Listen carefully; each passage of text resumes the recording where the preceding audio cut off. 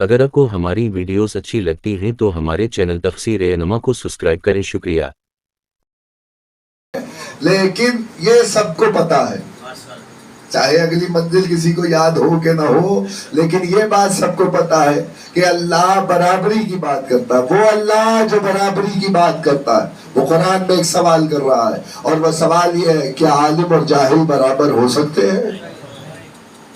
کیا عالم اور جاہل برابر ہو سکتے ہیں؟ یعنی اللہ نے یہ سوال قائم کر کے بتا دیا کہ جو مرضی چاہے ہو جائے، لیکن جاہل کبھی عالم کے برابر نہیں ہو سکتا. تو فقرہ آپ کے حوالے کرنا چاہتا ہوں، جب جاہل عالم کے برابر نہیں ہو سکتا، ابو جہل باب مدینہ العلم کے برابر کیسے ہو سکتا؟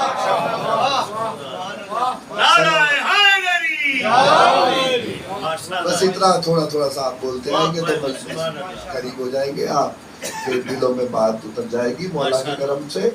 پروردگار عالم نے علل اعلان یہ بات کر دی کہ جاہل اور عالم برابر نہیں ہے. تو علم کو معیار بنایا ہے اللہ نے، علم کو معیار بنایا ہے،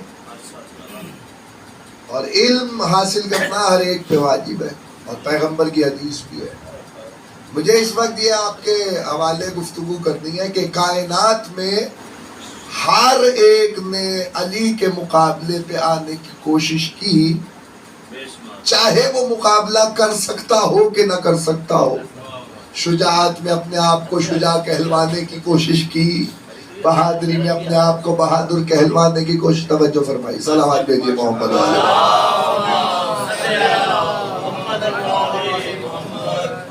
ایک شاندار صلوات تلاوت.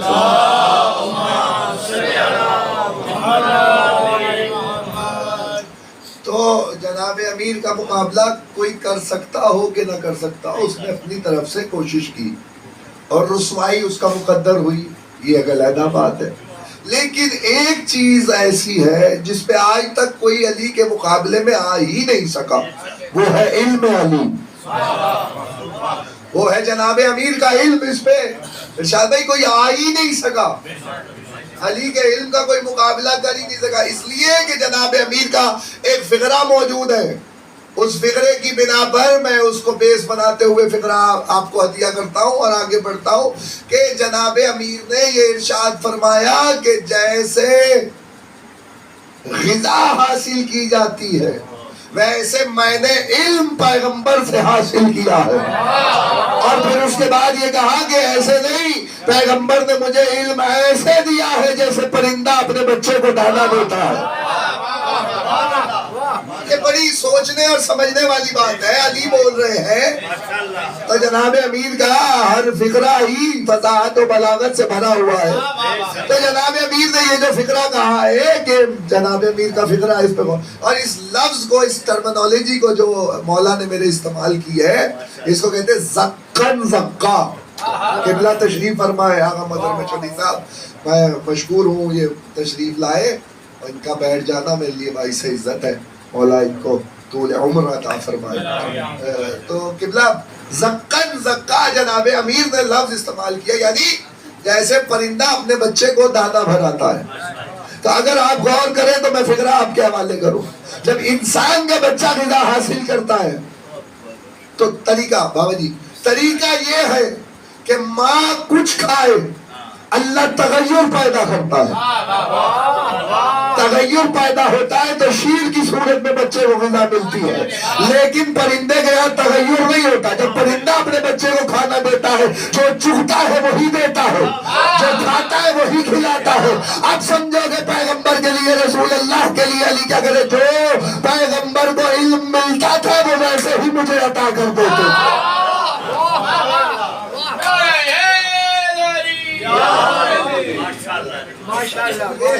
وہ جو علم الہی پیغمبر تک آتا تھا وہ ویسے ہی علی تک پہنچ جاتا تھا. تو یہ ہے راز امامت. اور علم کا علی کا کوئی مقابلہ نہیں کر سکا. علی کے علم کا کوئی کیسے مقابلہ کر سکتے ہیں جس کا علم بھی علم الہی ہو، علم لدنی ہو. دو طریقے ہیں علم حاصل کرنے. پہلے میں آپ کو یہ بتا دوں کہ ہم جو علم حاصل کرتے ہیں، پروردگار نے کہا لا تعلمون شیئا، جب تم ماؤں کے شکم سے باہر آئے تو تم کچھ نہیں جانتے تھے، کچھ نہیں جانتے تھے. اس کا مطلب کچھ نہیں جانتے تو کچھ نہیں جانتے سوائے رونے کے اور کچھ نہیں آتا تھا. غذا چاہیے تو رونا ہے, کپڑے تبدیل ہونے ہیں تو رونا ہے, یعنی رونے کے علاوہ آپ کچھ جانتے نہیں تھے. پھر اس کے بعد آہستہ آہستہ آہستہ شعور بڑھنا شروع ہوا, عقل بڑھنا شروع ہوئی. اجازت ہے میں کچھ شعور بڑھنا شروع ہوا. پھر آپ میں اس کو کہتے ہیں اپج. جب انسان میں جتنی اپج ہوتی ہے اتنا حاصل کر لیتا ہے. اس کہتے ہیں کسبی علم, یعنی جتنے آپ میں ذوق ہوگا, جتنا شوق ہوگا, اتنا آپ قصب کر لیں گے. جتنی میں چاہوں تو ماسٹر کر لوں, چاہوں تو پی ایچ ڈی کر لوں, یعنی یہ مجھ پہ ہے, میری صلاحیت پہ ڈیپینڈ کرتا ہے. لیکن اس کی حد ہوتی ہے. قصبی اور لدنی میں یہی فرق ہے. قصبی کی حد ہوتی ہے, لدنی لامحدود ہوتا ہے, اس لیے کہ وہ لامحدود کا علم ہے. توجہ فرمائیے, پروردگار سے جو عطا ہوتا ہے وہ لامحدود علم ہوتا ہے. لیکن ایک اور بات آپ کے حوالے کر کے آگے بڑھتے ہیں. اللہ نے اپنے نبیوں میں سب سے پہلا نبی جو بنایا بھیجنے کے اعتبار سے, جس کو کہا کہ انی جاعل فی الارض خلیفہ, میں زمین پہ خلیفہ بنانے جا رہا ہوں, زمین پہ خلیفہ بنانے جا رہا ہوں. اور آدم کو بنایا تو آدم کو جو سجدے کا سبب بنا وہ علم ہے. آدم کو جو سجدے کا سبب بنا وہ علم ہے. علم کی بنیاد پہ حضرت آدم کو سجدہ کروایا ہے. یعنی حضرت آدم کا علم ملائکہ سے زیادہ تھا, اس لیے ملائکہ نے آدم کو سجدہ کیا. تب میں حضرت کے ساتھ ایک فقرہ آپ کے حوالے کرنا چاہتا ہوں تاکہ عقیدے درست ہو جائے اور بات دماغوں میں اتر جائے. آپ کے توسط سے بات کہیں اور چلی جائے. خدائے واحدی کا سب کھا کے کہتا ہوں, آدم کے علم کی وجہ سے ملائکہ نے سجدہ کیا. ملائکہ سارے ملائکہ شامل ہیں, اس میں ایک ایسا بھی نہیں ہے جس کو اللہ نے مبرہ کیا ہو کہ تم نے سجدہ نہیں کرنا. جتنے ملائکہ ہیں سب نے آدم کو سجدہ کیا ہے. کیسی عجیب بات ہے, جو ملائکہ آدم کو سجدہ کرے علم کی بنیاد پہ, وہ محمد کو آگے پڑھائیں گے, وہ محمد کو آگے پڑھائیں گے. اس کا مطلب یہ ہے کہ آدم کو سجدہ ہوا علم کی بنیاد پہ. تو ملائکہ کا علم کم تھا, آدم کا علم زیادہ تھا. اب مجھے یہ بتائیے, یہ فیصلہ آپ نے کرنا ہے. آپ فیصلہ کریں گے تو میں آگے بڑھوں گا. مجھے یہ بتائیے کہ حضرت آدم کو اللہ نے کیا کاغذ قلم لے کے پڑھایا تھا؟ دیکھیے ہمارے قبلہ ہے, وہ کہہ رہے ہیں کہ نہیں, کاغذ قلم لے کے نہیں پڑھایا تھا. کہ پھر کیا تھا؟ کہ کچھ ایسے اسم و مسمى دکھائے تھے,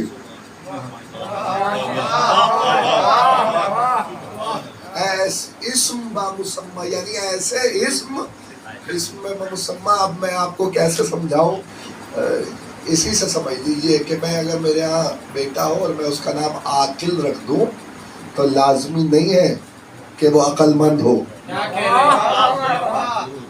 اس میں بامسمہ وہ ہوتا ہے کہ اگر نام عاقل رکھا ہے تو واقعی عقل مند ہو. کائنات میں یہ ایک ہی جگہ نظر آئے گا آپ کو کہ ابو طالب نے جو اپنے بچوں کے نام رکھے وہ اس میں بامسمہ ہے. عقیل نام رکھا یعنی عقل والا. ایسا عقل والا آپ نہ سمجھیں گے تو کون سمجھے گا.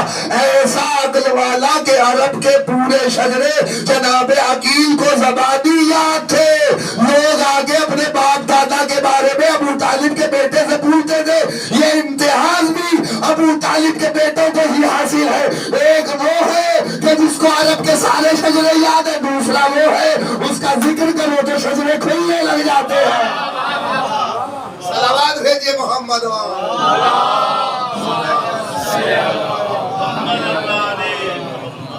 ایک دفعہ بلند آواز سے صلوات.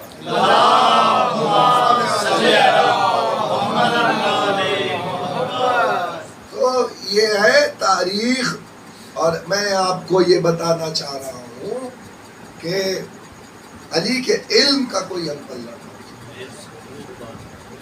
علی کے علم کو جو حضرت آدم کو نام دکھائے گئے تھے وہ مجسم نام دکھائے گئے تھے, مجسم روحی نام دکھائے گئے تھے, جن کی وجہ سے آدم لائی کے سجدہ ہو گئے. اور اب کمال تو یہ ہے کہ پیغمبر آواز دے دیں. کہ کائنات میں 72 سے زیادہ علوم نہیں ہیں جو اس وقت پڑھائے جا رہے ہیں زمین پر، روح ارض پہ 72 سے زیادہ علوم نہیں ہے جو یونیورسٹیز میں پڑھائے جا رہے ہیں، اور ایک یونیورسٹی ایک وقت میں 72 علوم نہیں پڑھا رہی ہے یا نہیں ہے؟ لیکن کمال کی بات یہ ہے کہ اگر آپ علی سے پوچھیں کہ کتنی قسم کے علم ہیں تو جناب امیر بتائیں کہ 1000 علم کے باب پیغمبر نے مجھے تعلیم کیے، اور میں نے ہر باب سے 1000 باب کھولے، تو اگر آپ ملٹیپلائی کریں گے تو کتنے علوم ظاہر ہو جائیں گے جو علی جانتے ہیں۔ اسی لیے جناب امیر نے کہا تھا ازبغ ابن نباتا اور ساسا ابن سہال سے کہ میرے دونوں پسلیوں کے درمیان، یعنی میرے پہلوؤں کے درمیان اتنا علم جوش بار رہا ہے کہ میں کسی کو اس کا حامل نہیں پاتا کہ اس علم کو کوئی برداشت کر سکے۔ یعنی علم علی کی تو بات ہی کیا کرے انسان، کہ جس کے لیے یہ بات ضروری سمجھتا ہوں کہ یہ بات کہہ دوں اور آگے بڑھوں کہ کائنات کا سب سے بڑا علم ہے قرآن۔ توجہ، کائنات کا سب سے بڑا علم ہے قرآن، اور پیغمبر کہتے ہیں علی قرآن کے ساتھ ہے اور قرآن علی کے ساتھ ہے۔ نہیں، آپ نے بڑا ہلکا لیا اس جملے کو۔ کوئی انسان یہ دعویٰ نہیں کر سکتا کہ قرآن کے ساتھ ہے، کوئی نہیں کر سکتا۔ میں اگر پاکٹ سائز کا قرآن مجید رکھ کے اپنی جیب میں رکھ لوں اور 2400 گھنٹے اسے ساتھ لیے پھروں، تب بھی نہیں کہہ سکتا کہ قرآن میرے ساتھ ہے اور میں قرآن کے ساتھ ہوں۔ پہلے تو بشری تقاضا یہ ہے کہ ہر وقت قرآن ساتھ رہ نہیں سکتا، ہے یا نہیں ہے؟ تھوڑا تھوڑا سا بولیں گے تو لطف آئے گا۔ بشری تقاضا یہ ہے کہ ہر وقت قرآن ساتھ نہیں رہ سکتا۔ چلیے ایک مرحلہ آپ یہ سمجھ لیجئے کہ میں نے حفظ کر لیا قرآن اور قرآن آ گیا دماغ میں، پھر بھی نہیں کہہ سکتا کہ میں قرآن کے ساتھ ہوں۔ توجہ فرمائیں گے تو میں بات آگے کر سکوں گا نا، آپ بولیں گے تو میں آگے چلوں گا۔ تو کہنے لگے کہ کیوں نہیں کہہ سکتے، قرآن تو دماغ میں ہے۔ کبھی نہ کبھی خدا نہ خواستہ اگر ایسا موقع آ جائے کہ دماغ خراب ہو جائے، دیوانگی آ جائے، دیوانگی آنے سے زائل ہو جائے، عقل زائل ہو جائے، تو جو عقل میں سمایا ہوا ہے وہ ختم ہو جائے گا۔ چلیے خدا کی قسم اگر کوئی کہہ دے نا میں حافظ ہوں تو قرآن میرے ساتھ ہے، میں قرآن کے ساتھ ہوں، یہ دعویٰ یہ پہلی منزل ہے کہ میں قرآن کے ساتھ ہوں۔ اگلی منزل ہے قرآن میرے ساتھ ہوں، میں قرآن کے ساتھ ہوں۔ چلیے آپ یہ بھی دعویٰ نہیں کر سکتے، اب وہ کہ قرآن آپ کے ساتھ ہو جائے، تو کیا مجھے سوال کرنے کا حق ہے کہ پیغمبر نے کائنات میں یہ حدیث پیغمبر نے جناب امیر کے لیے کہی اور جناب امیر کے لیے کہی، تو کیا 13 رجب سے لے کر 21 رمضان تک قرآن علی کے ساتھ ہے؟ 13 رجب سے لے کر 21 رمضان تک قرآن علی کے ساتھ ہے۔ آپ آواز دے کے کہ میرا مجمع کہہ رہے نہیں، 13 رجب سے 21 رمضان تک نہیں، جب سے قرآن ہے تب سے علی کے ساتھ ہے، جب تک رہے گا تب تک علی کے ساتھ رہے گا۔ تو مجھے کچھ منزلیں گنوانے کی اجازت ہے کہ قرآن کہاں کہاں ہے، قرآن کہاں کہاں ہے؟ جہاں جہاں قرآن ہے وہاں علی ہوگے۔ تو آپ بتائیے کہ قرآن سب سے پہلے کہاں تھا؟ کہ مشیت خدا میں، جہاں مشیت میں قرآن تھا وہیں مشیت میں علی تھا۔ مشیت خدا محمد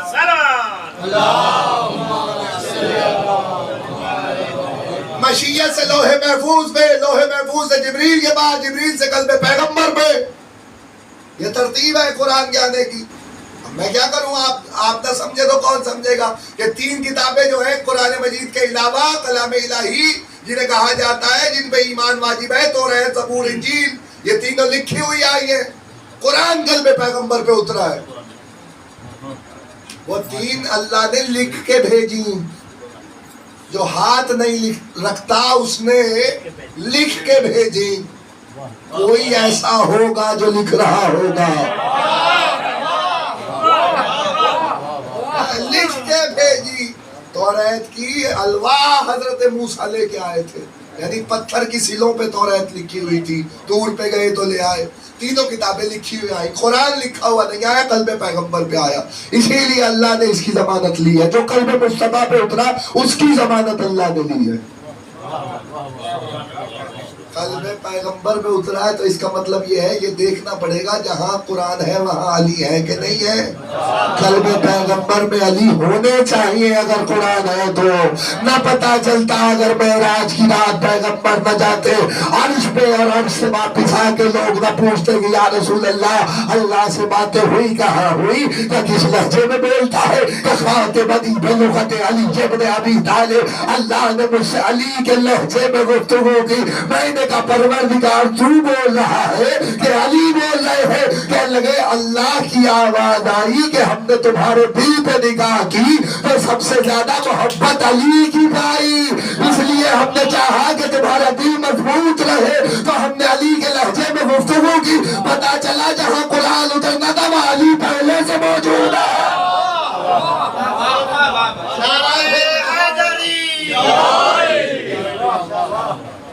علی موجود ہے، قرآن اترا۔ توجہ، لمحہ پیغمبر سے جاری ہوا، دو دفتیوں کے درمیان آ گیا، اصحاب نے لکھ لیا جتنا جس کو میسر آیا، پھر کمپائل ہو گیا تیسری خلافت کے دور میں،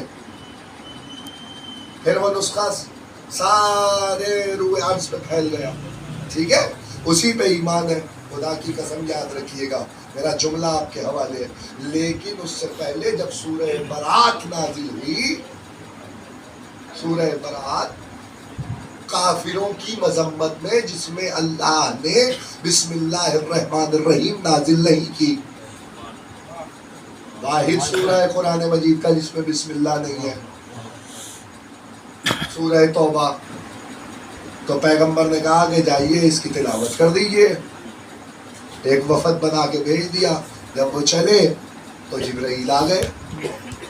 توجہ، قرآن علی کے ساتھ ہے، جبرائیل آ گئے، آئے، یا خود جائیے یا اس کو بھیجیے جو آپ جیسا ہو، یا اس کو بھیجیے جو آپ جیسا ہو، تو پیغمبر نے علی کو بھیجا،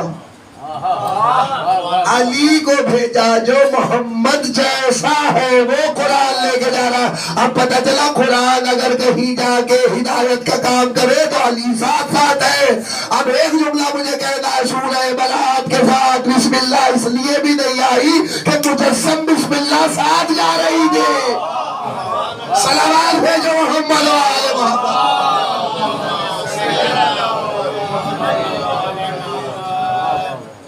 برات کی تلاوت جا کے جناب امیر نے، ایک بات رہ گئی، اتنی ساری منزلیں میں نے آپ کو دکھائی، ہر جگہ علی قرآن کے ساتھ ہے، جو قرآن کائنات کا سب سے بڑا علم ہے وہ علی کے ساتھ ساتھ ہے۔ اگر یہ بات پہنچ گئی تو آج کی محنت کا مقصد اور سوال ہو جائے گا، میرے آنے کا مقصد پورا ہو جائے گا اور آپ کا آنے کا مقصد بھی پورا ہو جائے گا۔ یاد رکھیے گا، وَتَقَلُّبُكَ فِي السَّاجِدِينَ، ہم نے آپ کو سجدہ گزاروں کی پیشانیوں سے گزارا۔ کس کے لیے کہا اللہ نے؟ پیغمبر کے لیے آواز دی نا قرآن میں کہ ہم نے آپ کو سجدہ گزاروں کی پیشانیوں سے گزارا۔ تو مجھے جملہ کہنے کی اجازت دیجیے، یاد کریے اس منظر کو، میں آپ کو ایک فکر آپ کے حوالے کرنے جا رہا ہوں، اس منظر کو یاد کریے جب پروردگار عالم کہہ رہا تھا الم تر کیف فعل ربک باصحاب الفیل، حبیب کیا تم نے نہیں دیکھا ہم نے ہاتھی والوں کے ساتھ کیا کیا؟ حالانکہ ہاتھی والا واقعہ تو پیغمبر سے آنے سے پہلے، ظاہری طور پر میرے محمد کے آنے سے پہلے ہاتھی والا واقعہ ہو گیا ہے۔ اسی کے سلسلے میں ہی پھر سال شروع ہوئے، یکم عام الفیل، دو عام الفیل، تین عام الفیل، اور پیغمبر آئے ہیں یکم عام الفیل کو۔ ہاتھی والے سال جس سال یہ واقعہ رونما ہوا، اس سال پیغمبر ظاہری طور پر دنیا میں تشریف لائے، واقعے کے بعد، واقعہ ہونے کے بعد، اور اللہ کہہ رہا ہے حبیب کیا تم نے نہیں دیکھا ہم نے ہاتھی والوں کے ساتھ کیا کیا؟ یہ کیسے ممکن ہے جو موجود ہی نہ ہو اس سے یہ کہا جائے کیا تم نے نہیں دیکھا؟ اس کا مطلب کوئی جگہ ایسی ہے جہاں محمد ہے اور محمد دیکھ رہے ہیں تو ایک ہی جگہ مجھے نظر آئی, میں آپ کے حوالے کر رہا ہوں. جب حضرت عبد المطلب علیہ السلام جد پیغمبر, توجہ, جد پیغمبر ابرہا کے پاس گئے اور سب سے بڑے ہاتھی نے ان کے سامنے اپنے سر کو جھکا دیا, تو پورا واقعہ آپ کو نہیں سنانا, مجھے صرف اتنا بتانا ہے کہ جب حضرت عبد المطلب گئے ہیں ابرہا کے پاس اور ابرہا سے اپنے 100 اونٹ دوبارہ طلب کیے ہیں, تو اس نے کہا میں تو آپ کو بہت عظیم جانتا تھا اور میرے دماغ میں آپ کی بڑی قدر و منزلت تھی, میں سمجھ رہا تھا آپ کعبے کی بات کرنے کے لیے آئیں گے, لیکن آپ تو اپنے اونٹوں کی بات کرنے آئے ہیں. تو اس وقت جناب عبد المطلب نے کہا کہ جو جن کا میں مالک ہوں میں ان کی بات کرنے آیا ہوں, کعبے کا جو مالک ہے وہ جانے تو جانے. اور اس واقعے کو اللہ کہہ رہا کیا تم نے نہیں دیکھا حبیب ہم نے ہاتھی والوں کے ساتھ کیا کیا؟ تو ایک ہی جگہ کہا پیغمبر کا نور اس وقت عبد المطلب کی پیشانی میں تھا, تو کیا تنہا عبد المطلب کی پیشانی میں پیغمبر کا نور تھا؟ اب سنو رسول اللہ کی حدیث, انا وعلی من نور ماہ, میں اور علی ایک نور سے ہے. مجھے فکر آپ کے حوالے کرنے ہے, جملہ آپ کے حوالے جیسے چاہے سماعت فرمائیے, میں منزل سے قریب کر رہا ہوں. وفد کا محمد علیہ بیت محمد یاد رکھیے گا عزیزان گرامی قادر, یہ وہ مقام ہے جہاں سے یہ نور 2 حصوں میں تقسیم ہو گیا. آدھا حضرت عبداللہ کی پیشانی میں گیا, آدھا ابو طالب کی پیشانی میں گیا. جب ابو طالب کی پیشانی میں نور علی چمک رہا تھا تو تنہا نہیں تھا, قرآن ساتھ تھا. جب ابو طالب کی پیشانی میں نور علی کے ساتھ قرآن چمک رہا تھا, مولوی کس بات سے پوچھ رہا ہے ابو طالب نے کلمہ پڑھا تھا کہ نہیں پڑھا تھا؟ جس کی پیشانی میں قرآن چمک رہا ہو اس سے نہیں پوچھا کرتے کلمہ پڑھا تھا کہ دیکھیے محمد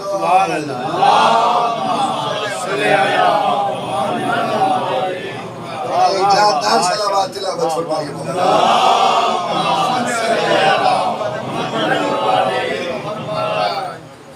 اجازت ہے 2 فقرے اور پڑھوں.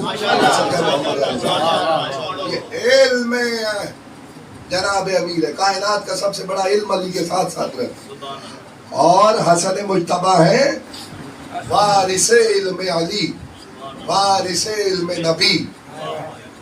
موجود ہے مسجد میں, ایک شخص آ گیا جناب امیر کے پاس اور اس نے آ کے کہا یا امیر المومنین توجہ, میں آپ سے کچھ پوچھنا چاہتا ہوں. آج تک لوگوں نے اس شخص کو نہیں دیکھا تھا, بڑا نورانی چہرہ دیکھا نہیں تھا آج تک. مسجد میں آیا, علی نے کہا پوچھئے, کائنات میں سب سے زیادہ طاقتور شے کون سی ہے؟ تو جناب امیر نے کہا میں جواب دوں یا میرا بیٹا حسن جواب دے؟ تو کہنے لگے کہ ہمیں سوال کے جواب سے مطلب ہے, آپ دیجئے آپ کا بیٹا. تو جناب امیر نے کہا کہ حسن مجتبی جواب دیجئے. امام حسن نے کہا دوبارہ سوال دہرائیے. کہنے لگے کائنات میں سب سے زیادہ طاقتور شے کون سی؟ امام نے کہا سب سے زیادہ طاقتور شے پتھر ہے. انہوں نے کہا سب سے زیادہ طاقتور ہے. امام نے کہا پتھر سے زیادہ لوہا, جو پتھر کو توڑ دیتا ہے.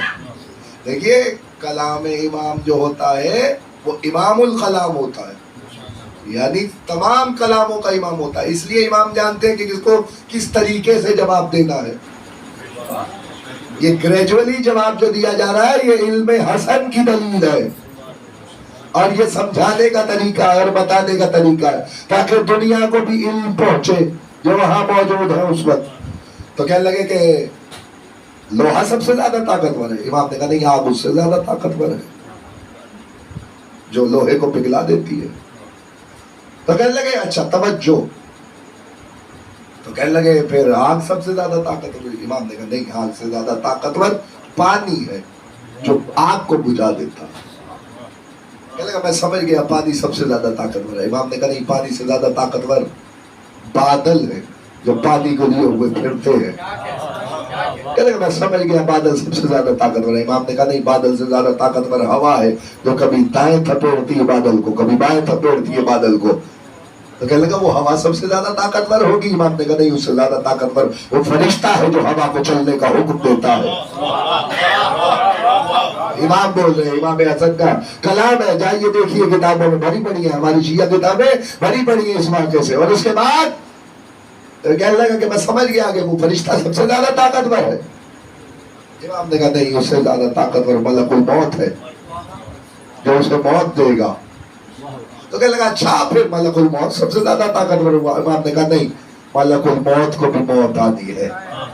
अब बंदा शिया हो चुप कर जाए, ये मुमकिन ही नहीं है। मेरा जुमला आपके दिल में उतर जाना चाहिए। बसंत कर मोहम्मद मोहम्मद तकरीर तमाम हो गई। अभी जाने जरा बेकदर याद रखिएगा, जैसे ही कहा ना इमाम ने कि मलकुल मौत को भी मौत आनी है, अगर लगा मौत सबसे ज्यादा ताकतवर है। इमाम ने कहा नहीं, मैचर में मौत को एक काली भेड़ की सूरत में लाया जाएगा, मेरे बाबा अली इस मौत को ज़िबा कर लेंगे, उसके बाद फिर किसी को मौत नहीं आएगी। ये है इल्म हसन। कई दफा जहर दिया गया, कई दफा जहर दिया,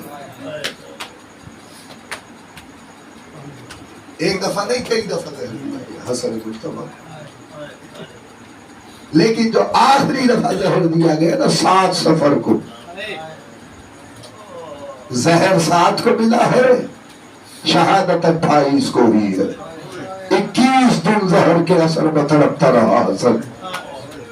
और जहर ऐसा कयामत का था जिसे जहर हिलाहिल कहते हैं। उसके बारे में मख्तल निगारों ने लिखा है, तवज्जो करो तो जुमला मैं आपके हवाले करूं। मख्तल निगारों ने लिखा है अगर उसका एक कतरा समंदर में डाल दिया जाता तो सारी आदि मखलूक मर जाती। दूसरा फिक्रा सुनोगे, किसी दूध देने वाले जानवर के सींग पे अगर वो जहर लगा दिया जाता तो वो शीर की जगह खून देना शुरू कर देता। अदादारो ऐसा कारी जहर एक यहूदी ने ज़बरदस्त को पीस के बनाया, वो शाम आया, शाम से आया मदीने। तुमने सुन लिया सारा दिन इमाम रोजे की हालत में रहता था। जो रोजा रखता है ना उसे प्यास बहुत लगती है। एक सुराही इमाम के सिराने रखी रहती थी, उसमें जहर शामिल किया गया। जब इमाम को प्यास लगी ना तो इमाम ने पानी तलब किया। मलूना ने जाम इमाम के सामने किया, इमाम ने जाम देखा, फिर जादा का चेहरा देखा, देख के लगे जादा हया कर, मेरा कासिम बड़ा छोटा है। आवाज़ वज़न में कदाई ही तस्लीम अल्ले अमरे, ये कह के इमाम ने लबों से जाम लगाया। अदादारों इधर जाम का लबों से लगना था, जिधर जिधर से पानी गुजरा जिगर काटता गया। अदादार मख्तल के फिक्रे यही है। हसन मुश्तबा तड़पते रहे, तड़पता हुआ हसन दीवारों का सहारा लेता हुआ मस्जिद नबी से होता हुआ सुलग निकला। कब्र रसूल पे आए, आगे के लगे लाला उम्मत ने जहर दिया है, लाला तेरी उम्मत ने अजर रिसालत अदा किया है। सुनेगा फिक्रा तड़प के कहते नाना अगर बेटा आए तो कब्र की जगह मिलेगी। अदादार मख्तल कहते कब्र लरसने लगी। आवाज़ हसन मेरी तरफ से तो आ जाना मेरे लाल, लेकिन ख्याल रखना उम्मत अजर रिसालत अदा करेगी। अदादार मख्तल कहता वहां से उठे, उठने के बाद माँ की कब्र पे आए, आके कहने लगे अम्मा तेरे बेटे को जहर मिल गया है। तलब ले जाते हसन मुश्तबा और अदादार मख्तल कहता है सुने फिक्रा, कहने लगे अम्मा मैं नाना के पास गया था, मैंने नाना से कहा कब्र की जगह मिल जाएगी। कब्र से आवाज आई हाँ हसन आ जाना। अदादार मख्तल कहता है ये कहना था माँ की कब्र से आवाज आई, माँ तो माँ है ना। तड़प के जनाब सैयदा ने कहा हसन मुमकिन हो तो सीधा मेरे पास आ जाना मेरे लाल। अदादार सारी रात माँ की कब्र पे गुजारी, सुबह नमोदार होने के करीब है। तारीख के दीवा में हसन वहाँ आए जहाँ उम्मे फरमा का खेमा है। तारीख के दीवे से तवज्जो करोगे तो जुमला तुम्हारे हवाले करो।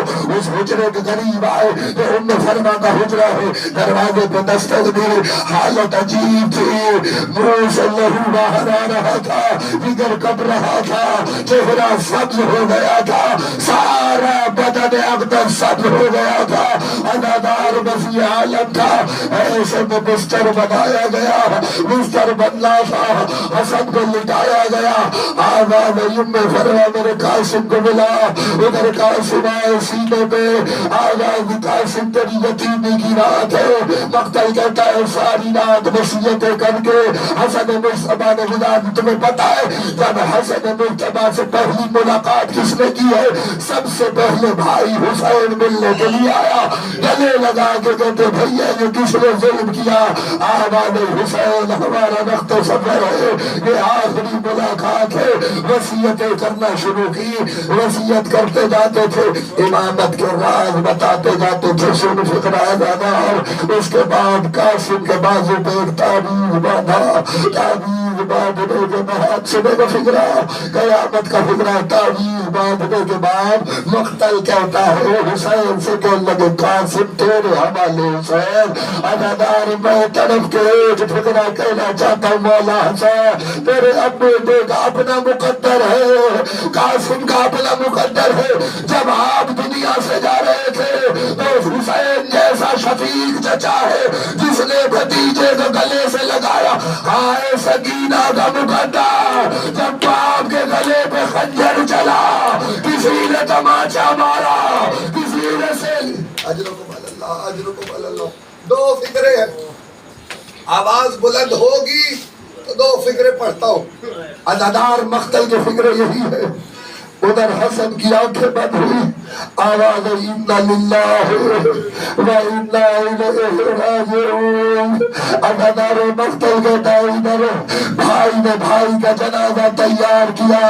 کائنات میں بڑے بڑے جنازے بھی ہوتے ہیں, غریبوں کے جنازے بھی ہوتے ہیں, لیکن دستور یہی ہے جب جنازہ گھر سے باہر چلا جاتا ہے پھر جنازہ واپس نہیں آتا.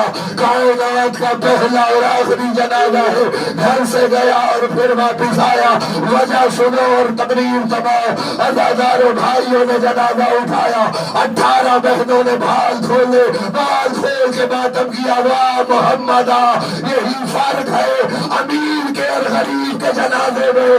جس کے جنازے پہ زہرا ماتم کرے وہ حسن کا جنازہ ہے, جس کے جنازے پہ ہاتھوں میں رسیاں ہو وہ غریب کا جنازہ ہے.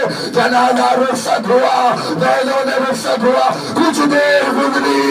عزاداروں مقتل کہتا ادھر قبر رسول کے قریب 70 کمانوں سے تیر نکلا. تیر حسن کے جنازے پہ آیا, ادھر جنازے پہ تیر آیا, جنازہ واپس آیا. آواز زینا بھائی کے جنازے سے تیر نکلا. اللہ